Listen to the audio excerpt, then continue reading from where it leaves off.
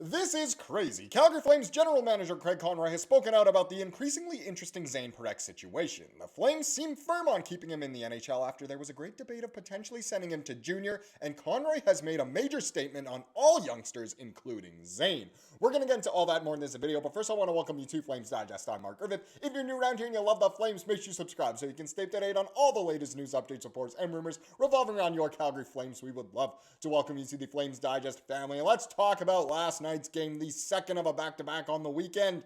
And the Flames, you know what? Whether your team tank or not, I mean, it's kind of fun to see your team win no matter what. Am I saying this was the most fun game in the world to watch? No, but the Flames did get a 2-1 win in Philadelphia. I believe it was the homecoming for Frosty and Farabee. Homecoming, I say, their return to Philly. They're home now in Calgary, of course. But this was... in no way was this, a Flames complete win. This was, in my opinion, just the Flyers not playing all that well. But you know what? It gives confidence to some guys who maybe needed it. Dustin Wolf, only giving up one goal if we get into the box score here. And, Zayne Parekh actually playing in this game after a lot of people were questioning if he would be playing in the NHL much at all after some healthy scratches. But Wolfie gives up just one goal on 18 shots. I believe the Flyers only had 9 shots through 2 periods in this game. So like I said, they made it a little easier on the Flames. The Flames did play a very good complete game. I mean, offensively, just 2 goals, but when you're playing that well defensively and that's all you have to defend, a little bit easier. But Jonathan Huberdeau gets both Genos in this one. I'd say still probably the best player on the Flames. He gets a couple goals there. Sharky, Weeks, Pahal, and Hanley all getting assists on the night as well. So, you know what? The Flames are still last in the league, so if your team tanked, this didn't disturb it too much. I know a lot of people are saying, whoa, let's just stop with the points here. But hey, you know what? After so many L's in so many games, it was our second win in 12, 13 games, something like that. Ever since, obviously, the first win. This is our third win of the season, of course. I guess it's a good little confidence booster for some of those guys who needed it, like I said before. But despite the game, there is still the Zayne Parekh situation, which Conroy has now spoken out on, which we do need to talk about. And make sure you stay tuned towards the end of this one, because he kind of drops a bit of I guess we can call it like a mic drop towards Flames fans, which is quite interesting overall, because he had a lot to say here. So this is from an article from Eric Francis of Sportsnet, so all credit due to him for this one. But it's honestly very interesting, and I'm not going to show you the whole thing. Feel free to go read the entire thing. It honestly is intriguing. But here we go. Stripped of the puck at the offensive blue line, Zayne Parekh watched helplessly as Christian Dvorak went on a lengthy breakaway that the Flyers forward was unable to convert on. Frustrated by the miscue, the Flames defenseman punctuated his shift by splintering his stick as he entered the bench. Head hung low as he sat catching his breath. Braden Pahal offered some brotherly love by grabbing the 19-year-old by the back of his collar and snapping him upwards with words of encouragement. That kind of shows just how Parekh's season is going. Now, and so it will go for the Flames and for most of their prize prospect moving forward. Maybe skipped a little bit in there, but either way, Parekh has had, I guess, a rougher start to the season than many had envisioned, as have the Flames. This is not the OHL. This isn't junior hockey. So there's been, some debate around keeping Zayne at the NHL level. If he's just going to be targeted physically, if he's not developing as much, you can't send him to the AHL, which would be the ideal scenario in this case, but he's just too good for junior. Now, Craig Conroy, the man who has to make the final decision on that, and seemingly, with Parekh playing against the Flyers, which many didn't anticipate, has burned off the first year of the ELC, so it looks as though he's staying at the NHL level. There's still obviously debate, how much is he going to play?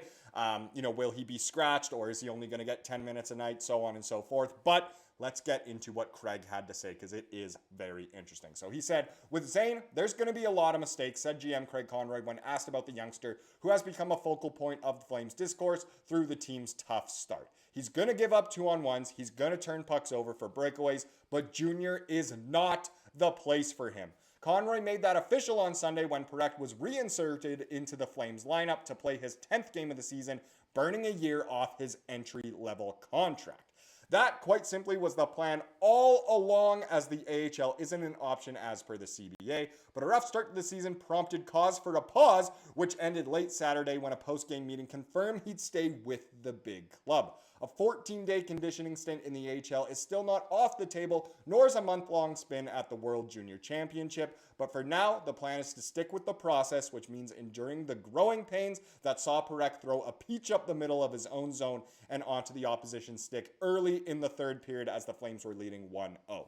He's as good a passer as we have, but there's different ways to play at different parts of the game when you're down a goal or when you're up a goal, key situations on the ice, said Conroy, explaining some of the nuances of the game the youngster needs time to adjust to. In the defensive zone, instead of soft chips or rim around, make the hard out. If you soft chip in the NHL, it's not getting out. It's little plays like that. If you don't have a play, live to fight another day. Unlike Junior, when it's a go, go, go, manage the game, learn when you can pinch and what the score of the game is. Following a pair of games in which the first rounder was a healthy scratch, he was given 13 minutes of ice time Sunday, which included running the top power play unit and being inserted in Kevin Ball's place for a few additional offensive zone starts. Very interesting. While the focus of the film work continues to revolve around the defensive play, there will be no leash put on him offensively, where they hope he'll gain confidence. We're always trying to get the young guys in, said Conroy, whose club elevated Connor Zary to a top six role Sunday. Now, this is a key quote here from Conroy, because we have seen some of the younger guys, get scratched. Parekh quite a few times now. We saw Coronato, Zary, of course. And he's saying, we're trying to get the young guys in. And there's more youngsters, in the AHL and stuff that fans would like to see. But Conroy essentially is just telling fans, we're trying here, we're always trying to get the young guys in, and there's a better quote coming. He also says, I know people will be in an uproar about how much they play, but you still want to put them in positions where they succeed and do well, and not just play them to play them where they're in over their heads, and it hurts their development. Wow, that is key from Conroy once again. He says, guys have to play well. It's the NHL. You have to earn your ice time, and coaches have to hold players accountable. The coaches need to make the decision on the players, and I'm there to support them, but you also want to do what's best in the long term for the player. So as much as we want to see the youngsters, I'm, guilty party number one in that sense, it doesn't always make sense. So, you know what? Fair enough from Conroy here. He says, we're not going to tell people exactly what we're doing. It doesn't make any sense because then you're telling 31 teams, said Conroy, disinterested in a State of the Nation address. We have an idea where we want this team to go and how we're getting there. If these young guys were so lights out, that's what you need. You need players to come in and play so well, you can't take them out. Conroy just spitting right now. Here we go. This is the last one, and oh my goodness. So he says, young guys are going to have ups and downs, and you get hard on yourself mentally. You do need mental breaks, but then when you come back, you need to perform. That's not about getting points. It's winning battles, doing the right things, being a positive on the team, and helping the team in the end. It's about winning games. We want to win games and get better and give them that confidence. Good save, Connie. You just can't continue to play a guy if he's playing bad. It doesn't make any sense. How does he learn anything from it? Whoa. Last quote here to me is the biggest one. He says, I can see where fans don't see that and say, just play the young guys. Yeah, it's easy to just say that, but are you helping them by doing that? Kind of feels like we're going to find out. That's honestly Conroy's way of saying, listen, fans, I hear you. I probably know what's best, and so does the coaching staff. They need to earn their ice time. Maybe playing them all the time could hurt their development. Maybe they aren't learning anything. Maybe it really isn't great overall. And, it is exciting to watch the young guys play. We've talked about it a load on the channel, but at the end of the day, there are pros and cons to every situation. Conroy, definitely more weary of the cons than we are as people who just, consume the Flames as fans. We just want to watch them, essentially. But overall, it is getting interesting, and Conroy, no matter what, whether you like him as our GM or not, he is a smart guy at the end of the day. He knows what he's doing. So this was very interesting to hear all of this from Conroy talking about this situation. I'm happy Parekh will be, playing at the NHL for pretty much the rest of the season. Maybe he will, get a conditioning stint. Maybe he will go play at the World Juniors this year, like I'm sure he's wanted to prove people wrong after the past couple snubs. But either way, it's overall, I loved hearing this from Conroy. I might not like fully agree with everything. The fans might not, but it is interesting to hear, Conroy kind of address the fan base in a way and obviously be very honest about all of this, which is appreciated as well. So overall, I mean, this is I'm glad Craig Conroy has spoken out. It is a little crazy, but hey, at least nothing is kind of jumbled up for us. So thank you, Craig. Now let's get into the comment of the day to wrap up this video, as we love to do here on the channel. It comes from yesterday's video, of course, and this was a good one here from CGYILTIS.